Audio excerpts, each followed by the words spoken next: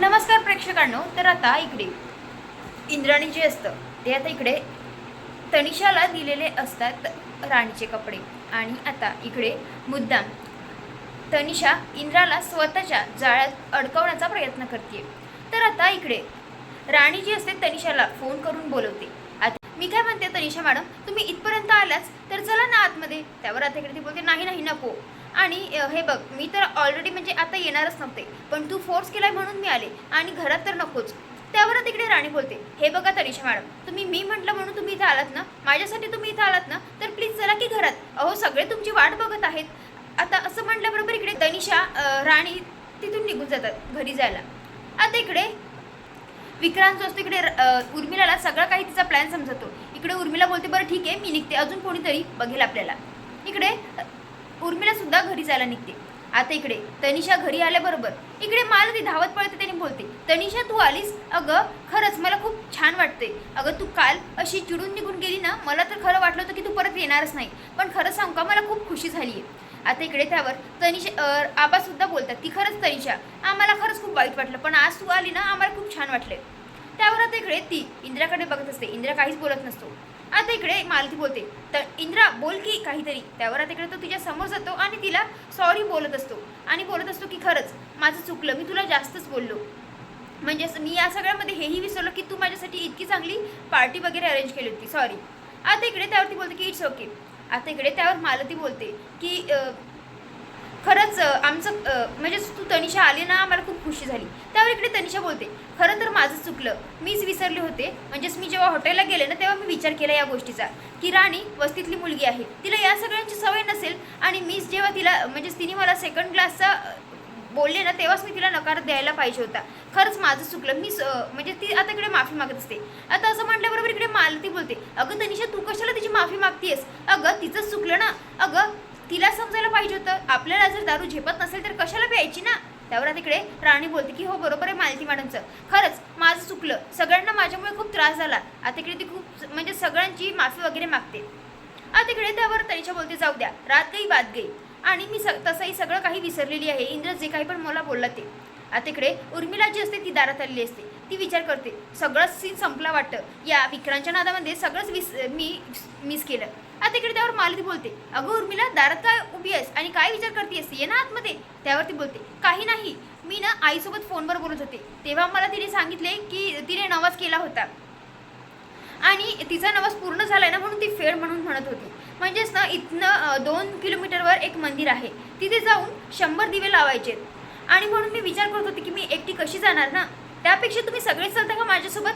त्यावर इकडे मालती बोलते, हो की चांगलंच आहे, मग आपण सगळे जाऊया आणि सगळं काही करून वापस येऊया. त्यावर आता इकडे आवा बोलतात, हो हो चांगली आयडिया, जाऊया. आता इकडे त्यावर मालती बोलते, इंद्रा तुझं काय आहे, तू येणार आहेस ना. त्यावर आता इकडे तनिषा बोलते, इंद्रा तू विसरलास तर नाही ना, आज आपली डील आहे. त्यावर आता इकडे तो बोलतो, नाही मला नाही वाटत आई आज आमचं येणं होईल म्हणून, तुम्ही जा मी घरीच राहील. आता असं म्हटल्याबरोबर इकडे सगळ्यांचं फिक्स झालेलं असतं. इकडे आता तनिषा बोलते, बरं जायचंय का, ऑफिसला लेट होतोय. त्यावर तिकडे इंद्रा आणि ते दोघंही निघून जातात. आता इकडे उर्मिला सुद्धा तिच्या रूममध्ये आराम करायला निघते. आता इकडे बाहेरून एक बाई आलेली असते, ती राणी राणी हाका मारत असते. त्यावर ती बाहेर जाते, ती रडत असते बाई आणि बोलत असते, राणे माझी केस घे तू, अगं माझ्या नवऱ्याने फसवलाय, माझा संसार मोडलाय. आता हे सगळं मालती तिथून बघत असते, तिला खूप राग येत असतो या सगळ्याचा. त्यावर आता इकडे राणी बोलते, बरं ताई तू आधी शांत हो आणि चल ऑफिसमध्ये जाऊन बस. आता इकडे तिथे गेल्याबरोबर आता इकडे राणी बोलते, काय झालं ताई सांग. आता इकडे ती बाई बोलत असते की मी कसं सांगू, समजत नाहीये मला. अगं राणी मी कोणत्या तोंडाने सांगू, मला हे समजतच नाहीये. अगं माझ्या नवऱ्याचं दुसरीकडे लफडं आहे. आणि आता इकडे असं सगळं म्हटल्याबरोबर इकडे राणीला तर धक्काच बसतो. आता हे सगळं बघून तिला समजत नसतं काय करायचं आणि काय नाही. ती बोलते, अगं ताई तू असं तडकाफडका निर्णय नको घेऊ, हे बघ आधी ना आपण सगळं काही या प्रकरणाच्या मुळाशी जाऊ आणि नंतर कोर्टामध्ये केस करू. हे बघ जर या सगळं म्हणजे हे सगळं जर तुझं बरोबर निघलं ना, मग कोणी कितीही मला विरोध केला तरी मी तुझी केस लढेल, तू शांत हो. आता इकडे तिला व्यवस्थित समजावून सांगते. आता इकडे इंद्राची असते, इंद्राची मीटिंग चालू असते ऑफिसमध्ये. आता इकडे त्या मीटिंगमध्ये असताना राणीचा फोन त्याला जातो. आता हे बघता इकडे तनिषाला समजते की राणीचा फोन आहे आणि आता इकडे तनिषा बोलते म्हणजे सगळ्यांना की तुम्ही काळजी करू नका सर, म्हणजे इंद्रा फोन उचलणार नाही. आता असं म्हटल्याबरोबर इंद्रा तिचं काही ऐकत नाही, सरळ राणीचा व्हिडिओ कॉल उचलतो. आता इकडे ते स्क्रीनवर सुद्धा दिसत असतं. आता इकडे त्यावर ती बोलते, सर त्यावर आता इकडे तो बोलतो, अगं मी ऑफिसमध्ये बघ आमची मीटिंग चालली आहे, ती दाखवत असते. बरं तिकडे ती बोलते, बरोबर ठीक आहे तुम्ही करा मीटिंग. त्यावर आता इकडे तो बोलतो, नाही बोल ना, काही इम्पॉर्टंट होतं का काम. त्यावर आता इकडे ती बोलते, सर मला तुम्हाला इतकं सांगायचं होतं की आज आम्ही चाललोय ना, तर तुम्ही जरा लवकर याल. आता असं म्हटल्याबरोबर इकडे तो बोलतो, हो ठीक आहे मी येणारच. आता इकडे फोन वगैरे ठेवल्यावर आता इकडे तनिषाला तर चांगला रागच आलेला असतो, पण आता इकडे सगळे तिथले जे लोक असतात ते बोलतात, खरंच सर तुम्हाला मानावं लागेल, असं मीटिंगमध्ये वगैरे असताना कोण इतकं धाडस दाखवतो आणि कोण बायकोचा फोन उचलतो. आणि हल्ली तर इतकी धावपळ चालू आहे ना, बायकोसोबत बोलायला वेळही भेटत नाही. पण तुमच्या म्हणजे तुम्ही स्वतःच्या बायकोला इतका वेळ देता, हे सगळं बघून खरंच खूप छान वाटते. कौतुक वगैरे सगळे करत असतात. त्यावर आता इकडे इंदिरा बोलतो, बरोबर ठीक आहे, माझं कौतुक झालं असेल तर आता या सगळ्यांवर तुम्ही जरा सोल्युशन सांगाल का. त्यावर आता इकडे तो सगळ्यांना बोलत असतो, सगळ्यांना काही सुचत असते. त्यावर तो तनिषाला बोलतो. आता इकडे त्यावर तो ती बोलते, नाही मला काय वाटते ना, आपण ना ही मीटिंग उद्या ठेवूया, कारण ना आता असं गडबड करून काही चालणार नाही. मुद्दामून हे सगळं ती करत असते. त्यावर इंद्रा बोलतो, बरं ठीक आहे, आणि आता इकडे तो मीटिंग तिथेच थांबवतो. आता इकडे ती इंद्राकडे रागाने बघत बोलत असते की इंद्रा, आज सगळे तुझ्या घरच्या बाहेर चाललेत ना, आता बघच तू म्हणजेच आज मी येते तुझ्या घरी आणि तुझा जी दोरी आहे ती सगळी माझ्या हातात असेल. आता इकडे घरी राणी तिची तयारी करत असते आणि एकदम मागून इंद्रा येतो. त्यावर तिकडे तो बोलतो, काय कर राणी, काय झालं होतं. ती त्याला पाणी वगैरे देते आणि बोलते की सर आज माझ्या ऑफिसमध्ये म्हणजे पहिली मला केस मिळाली आपल्या ऑफिसनंतर.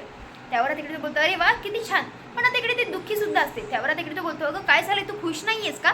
त्यावर ती बोलते, नाही सर मी दुःखी सुद्धा आहे आणि खुश पण आहे, मला नेमकं कळत नाही आहे काय करू आणि काय नाही. त्यावर तिकडे ती सांगते सगळं काही, म्हणजेच माझ्या वस्तीतली सविता नावाची माझी मैत्रीण होती, तिचीच केस आहे, तिच्या नवऱ्याने फसवलंय असं तिला वाटतंय.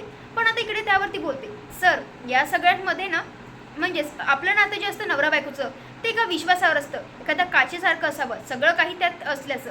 आता बघा तुम्ही मला कसं तनिषा मॅडमबद्दल सांगितलंय होतं की तुमचं आधी म्हणजे त्यांना तुम्ही आवडायचं वगैरे, पण मला खात्री आहे की आपल्याला असं काही होणार नाही. आता असं म्हटल्याबरोबर इकडे तो बोलतो, तू काहीच काळजी करू नको, हवं तर मी तुला वचन देतो. आणि आता इकडे तितक्यातच ती बोलते, बरं ठीक आहे मी आता जातीये. आणि तिकडे ती मिठी वगैरे मारते आणि बोलते की तुम्ही तुमची काळजी घ्या. तितक्यातच आता इकडे मालतीचा खालून आवाज येतो. आता इथे हा तर भाग इथे संपतो, पण आता आपल्याला पुढील भागात पाहायला मिळणार आहे की तनिषा ओल्ली चिंब होऊन आलेली असते. आता इकडे ती विचारते, इंद्रा मी ओली झालेली आहे का तुझ्याकडे काही. त्यावर आता इकडे तो राणीचा ड्रेस काढून आता इकडे तिला देतो. त्यावर आता इकडे ती घालते वगैरे आणि आता इकडे ती मुद्दामून इंद्राला फसवण्याचा प्रयत्न करत असते. तर प्रेक्षकांनो इकडे हे सुद्धा मंदिरात आलेले असतात. इकडे मालती बोलत असते, आता इकडे उर्मिलाचं तर नवस पूर्ण झालंय, आपण इंद्रा आणि राणीसाठी सुद्धा इकडे नवस करायचा का, म्हणजेच बाळासाठी. तर आता प्रेक्षकांनो तुम्हाला या सगळ्यांमध्ये कसा वाटला भाग नक्की कमेंट करून कळवा. धन्यवाद.